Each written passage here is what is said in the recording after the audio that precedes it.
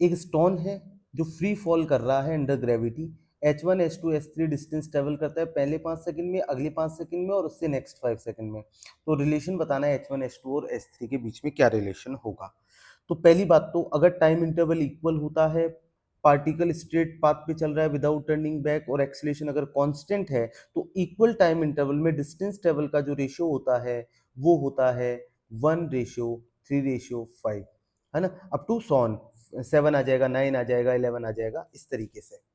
Equal time interval का मतलब क्या है, पहली बात तो ये समझिए कि पहले टाइम इंटरवल मान लीजिए 2 सेकंड का है तो अगला टाइम इंटरवल भी 2 सेकंड का, फिर उससे अगला टाइम इंटरवल नेक्स्ट, मतलब, है ना। तो इस तरीके से अगर टाइम इंटरवल इक्वल है तो जो डिस्टेंस का रेशियो होता है वो 1:3:5। अच्छा, ऐसा हो क्यों रहा है?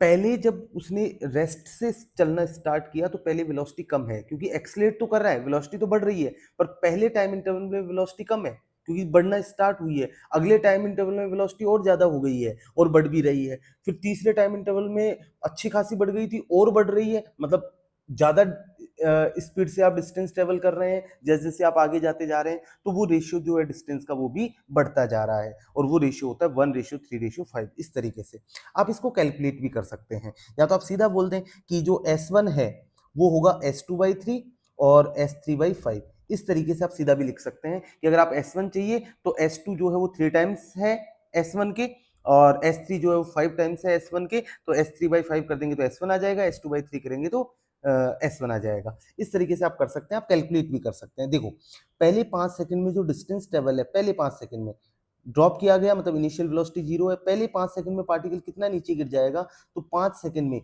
या किसी भी टाइम टी में जो पार्टिकल जितना ड्रॉप हो जाता है, जितना नीचे गिर जाता है, वो होता है हाफ जी टी स्क्वायर, और रफ्तार हो जाती है टी टाइम के बाद जी टी डाउनवर्ड डायरेक्शन में, तो हाफ जी टी स्क्वायर। हम 5 सेकंड का निकालते हैं तो हाफ जी इंटू 5 तो 5 सेकंड में आ गया 25 g/2। ये डिस्टेंस ट्रेवल करेगा 5 सेकंड में, ठीक है, और इसको हम H1 कह रहे हैं, ये हमारा H1 है, ठीक है। अगले 5 सेकंड में अगर हमें निकालना है तो हम क्या करें, टोटल 10 सेकंड का निकाल लेते हैं कि 10 सेकंड में मान लो यहाँ पहुंच गया, टोटल 10 सेकंड में कितना चला, उसमें से पहले वाले 5 सेकंड का माइनस कर देंगे तो अगले 5 सेकंड का आ जाएगा। तो हमें निकालना कितने का है, 10 सेकंड का, फिर ये 5 सेकंड का पहले वाला माइनस कर देंगे और फिर अगले 5 सेकंड का आ जाएगा। तो टोटल 10 सेकंड का निकालते हैं, हाफ जी इंटू 10 सर इस 5 सेकंड का सीधा कैसे नहीं निकाल सकते, यही फॉर्मूला लगा दें, हाफ जी जी टी स्क्वायर, टी की वैल्यू 5 रख दें, नहीं। वो कंडीशन कब है, जब इनिशियल वेलोसिटी 0 हो। यहाँ पहुंचते पहुंचते तो अच्छी खासी वेलोसिटी हो गई है, यहाँ पहुंचते पहुंचते तो अच्छी खासी वेलोसिटी है, इनिशियल वेलोसिटी 0 थोड़ी है कि हाफ जी टी स्क्वायर कर देंगे। 10 सेकंड गिर चुका वो तो यहाँ से यहाँ तक, ठीक है ना। तो ये 10 सेकंड का निकालो और शुरुआत के 5 सेकंड का माइनस कर दो, तो ये जैसे करेंगे आप तो ये आ जाएगा 50 g। तो 5 सेकंड का पता करना, ही तो 10 का है, तो 50 g में से माइनस कर दो पहले वाले 5 सेकंड का, तो आ जाएगा 2।